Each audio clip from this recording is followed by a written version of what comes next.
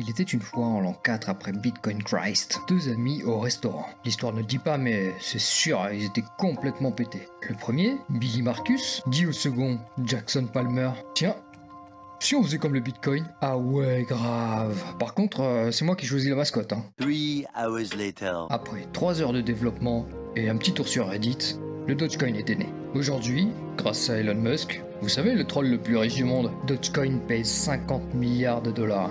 Putain, ça fait cher la blague.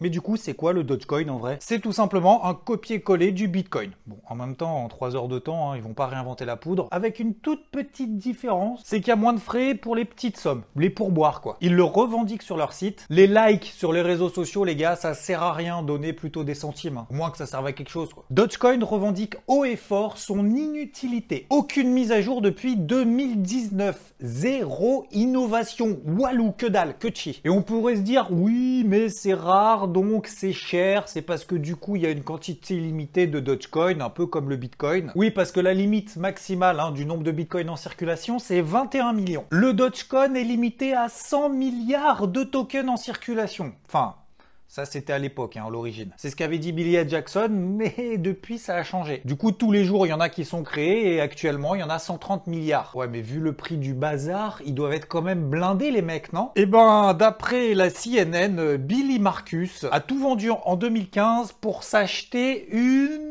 Non, pas une Lambo, une Honda Civic.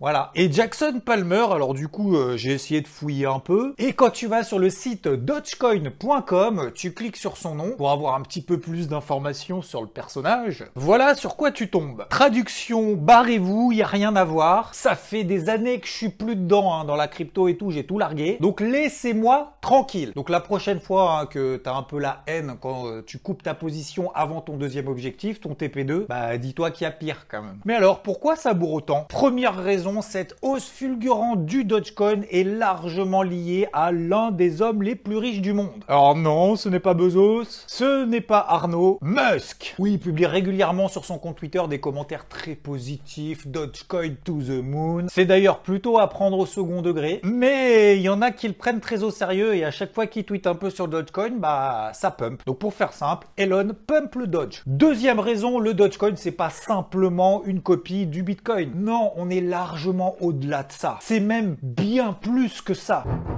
C'est toute une communauté qui se réunit et qui partage autour d'un système anti-banque centrale, anti-Fed, anti-Wall Street. Oui, parce que Elon Musk est pas super pote avec Wall Street. Bref, tout un ensemble de personnes qui participent à un mouvement anti-système. C'est pour ça que Elon Musk en joue. Et d'ailleurs, certaines marques surfent dessus en essayant de s'associer à l'image du Dogecoin. Autant en profiter un peu. Dernière en date, Slim Jim. Ce sont ces petits bâtonnets de viande fumée.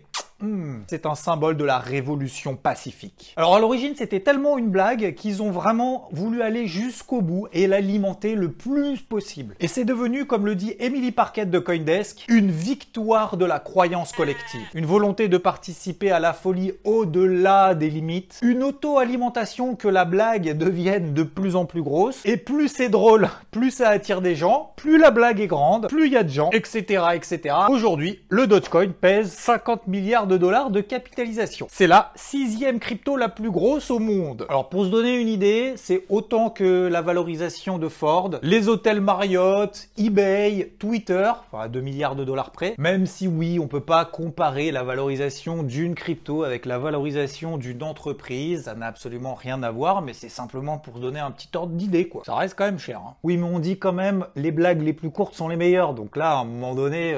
ça va se voir. Et effectivement, si ça commence à durer, à vraiment prendre encore beaucoup d'ampleur, même si là déjà c'est pas mal, on peut effectivement commencer à s'inquiéter, à se dire que si jamais cette bulle nous éclate entre les doigts, bah il y a quand même d'autres cryptos qui vont s'en prendre aussi plein la face. Ah oui, risque d'y avoir des dommages collatéraux. Alors en plus de ça, faut savoir que si jamais t'es investi en Dogecoin, selon un article du Wall Street Journal, plus de la moitié des Dogecoins sont répartis en seulement 100 portefeuilles. Le plus gros Nintendo détient 30% de tous les Dogecoin en circulation. 40% est détenu par seulement 5 personnes. Donc autant te dire que s'il y a un gros qui commence à appuyer sur le bouton en disant « je prends mes bénéfices », bah il y a quand même de grandes chances que ce soit la fin de la blague, quoi, la fin du game. Alors oui, ça monte depuis le début de l'année à 15 000% de perf.